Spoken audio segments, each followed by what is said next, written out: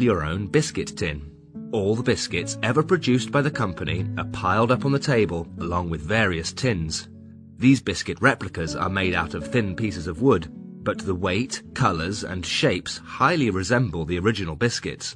Your job is to fill the tin with biscuits, and when the lid is taken off, the biscuits are neatly placed as if the job were performed by a machine. It may not be as easy as it seems. If you would like to buy a memento of your visit, there is a museum gift shop which sells postcards, souvenirs, and handmade pottery next to the information desk on the ground floor. And finally, if you don't want to carry your coats and bags around with you during your visit, please make use of the complimentary lockers provided by the museum. Enjoy your visit! That is the end of Part 2. You now have 30 seconds to check your answers to Part 2.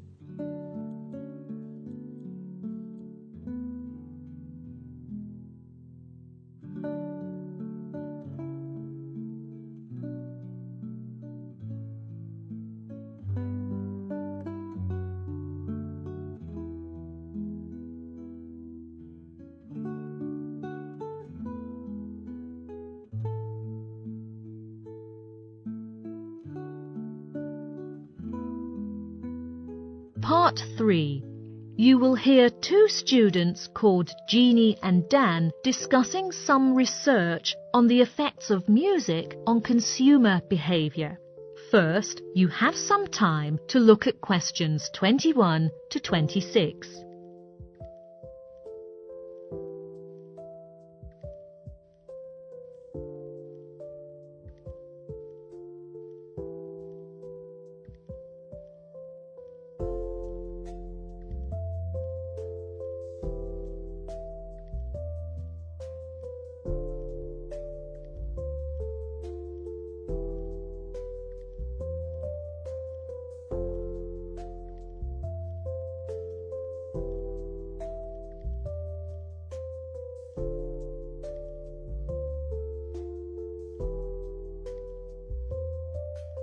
Now, listen carefully and answer questions 21 to 26. Hi, Dan. How's it going? Hello, Jeannie. Pretty well, thanks. Have you finished your research yet? Yes, it's all done. I've spent several weeks on it, from the very beginning of deciding the topic to carrying out the research and writing the essay. Congratulations. Seems like a big project. I know the research is to do with music, but what is it exactly about? Well, at first I didn't have a specific purpose until one day I read a report that said if appropriate music is played while people are eating, it may cause some changes in their behaviour. But the report didn't illustrate the changes in detail. So I wanted to carry out a thorough investigation into this. That's quite unique. So, how did you conduct your research? I started by looking for 5 different restaurants and then went to each of the restaurants to order some food and observe other people. I mainly focused on how the music is played instead of how people eat. Findings of my observations indicate that the 5 restaurants have something in common. They all have a special section to play the music. More importantly, although the music is played at different times, the volume is unchanged. Sounds attractive. I've never read anything about this before. In addition to observation, what other research methods have you used? I also distributed the survey questionnaire to people dining there. What questions are posed in your questionnaire? Well, the first section of the questionnaire asks subjects to indicate the number of times they have been to the restaurant previously, the number of people they dine with, and whether they think they will return to the restaurant. These early questions don't involve musical preferences, but largely act as distractors, the intention being that subjects will be less inclined to think that the survey is about the music being played.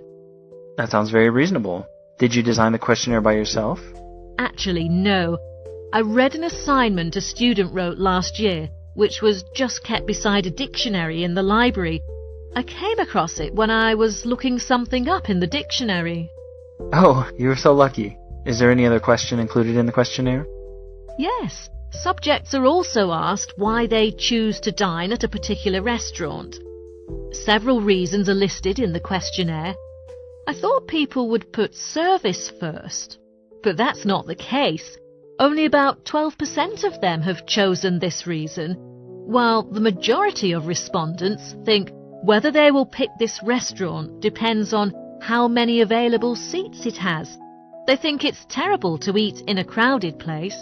Yes, everyone wants to enjoy a meal comfortably. Then I guess maybe the location of a restaurant is an important factor, since no one likes to waste too much time on the way?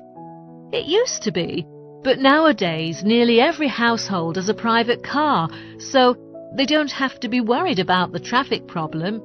What I find interesting, however, is that a large percentage of people say they will compare different restaurants in the neighbourhood on the internet first. If one of them stands out from its rivals, they will choose it. Wow, it's really interesting. Before you hear the rest of the discussion, you have some time to look at questions 27 to 30.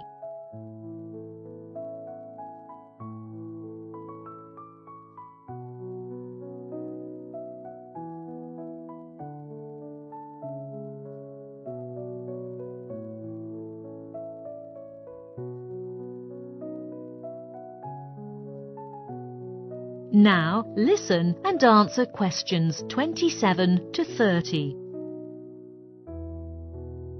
What else then?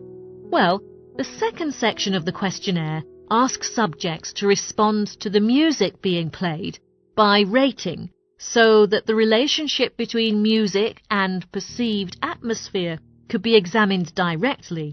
As a means of examining purchase intention, the final section of the questionnaire asks them to indicate the maximum amount of money they are prepared to spend on their main meal. So, what have you finally discovered? I collected all the questionnaires and analysed people's answers to get a clear idea of their reactions to different music conditions. The result shows that music has become an indispensable part of restaurants. If people find there isn't any music during the meal, they will think the restaurant charges too much. Yes, now music is everywhere in our life. Is there any difference in people's attitudes towards different musical styles?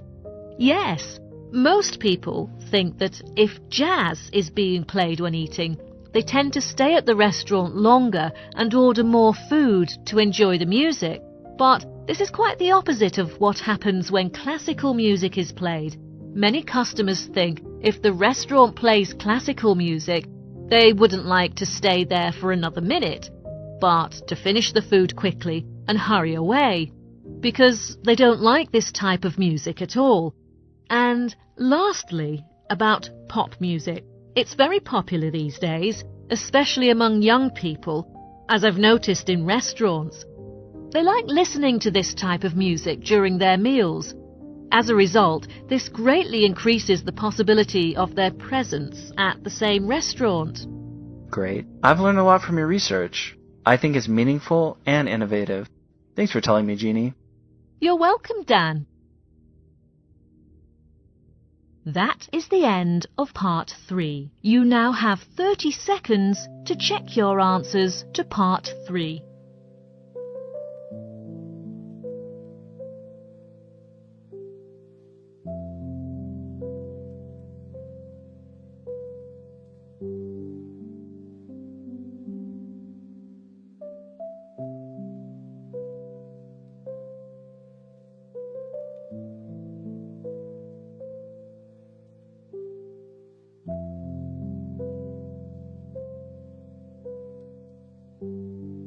Part 4. You will hear part of a lecture on cube houses in Rotterdam. First, you have some time to look at questions 31 to 40.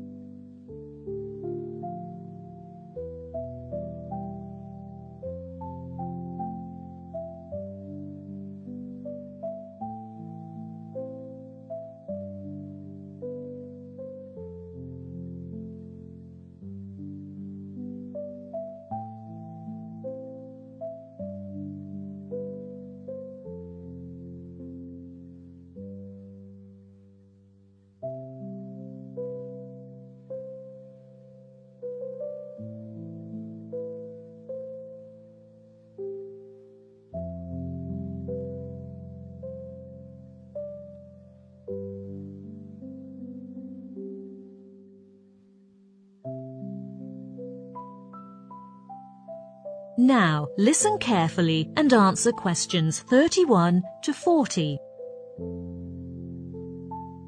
Good morning. In today's lecture, we're going to look at the Cube Houses, an iconic architectural complex in Rotterdam. First, I'm going to be telling you about the history behind it. As many may know, not much survived the bombing of Rotterdam during World War II, and it took a long while for the city to start the urban regeneration project. Dutch architect Pierre Blom designed Rotterdam's cube houses in the late 70s at the request of the city's planners. He had previously experimented with cubic architecture in the city of Helmond. So, when he was offered this project in the Oudehaven area of the city, he decided to expand upon his original idea. Blom believed that urban communities should live together under an urban roof. He designed the cube houses to recreate daily life in a village where individuals are closely connected and yet have their own separate space. And even after more than 30 years, the cube houses remain one of the city's most eye-catching developments. It's easy to see why. These striking homes are cubes tilted 45 degrees on their side. The result is buildings that look, feel and behave unlike anything you'll find elsewhere in the world. The concept behind these houses is that each elevated cube seems like a tree. And collectively, the cube houses are in the shape of a forest, with each triangular roof representing a treetop. Interestingly, these houses are located right over a pedestrian bridge across one of the busiest streets into the city centre next to a railway station.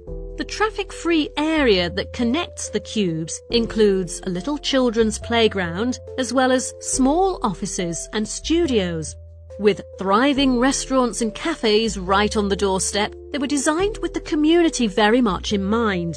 However, the cube housing's development endured various challenges and complications during design and construction, and it once stopped as the designer had difficulty in finance. Luckily, the project resumed within 2 weeks after the designer received another round of grants from the City Council. So, what makes the cube houses different from traditional architecture? Let's look at some of its unique design features. Each cube house has a space of 100 square meters and is divided into 3 floors, and it is very striking to see these houses fixed on one angle. The tilted residences are constructed on 3 concrete pillars. The whole construction is made of 38 regular cube units, all connected together with 2 supersized cubes at both ends of the string. One of the 2 larger cubes was developed as an architecture school, and there is another building recently built between it and a warehouse. Standing at 3 floors tall, their ground floor is the entrance. When you enter a cube house, the first thing to get used to is that all the walls are slanted.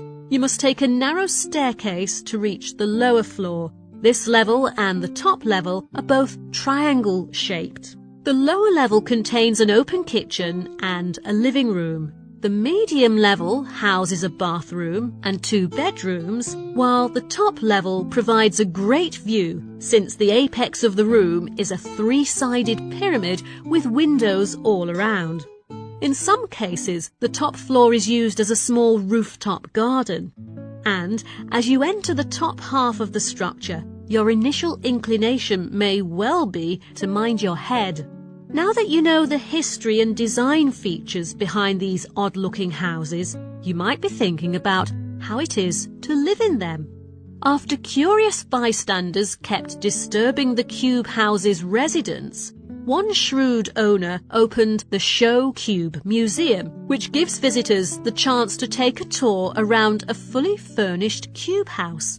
It also highlights some of the everyday challenges that the residents face, such as buying and fitting furniture for a structure without straight walls. In recent years, Rotterdam's cube houses have been joined by another architectural icon just across the square. Rotterdam's Market Hall, the largest indoor market in the Netherlands, is another multi-purpose residential and retail complex that will live long in your memory, as well as helping to fill your belly with tasty treats. In 2009, the Rotterdam-based personal architecture, B&A, converted one of the larger cubes for one of the leading stay-okay hostel chains in the Netherlands. Today, the hostel invites everyone to experience what it's like to live in a cube house and enjoy a stunning panoramic vista of the surrounding area. What attracts guests most is its ideal location with a major railway station within a 5-minute walk. The accommodation is also offered at a fair price, which appeals to visitors both from home and abroad. That is the end of Part 4. You now have 1 minute to check your answers to Part 4.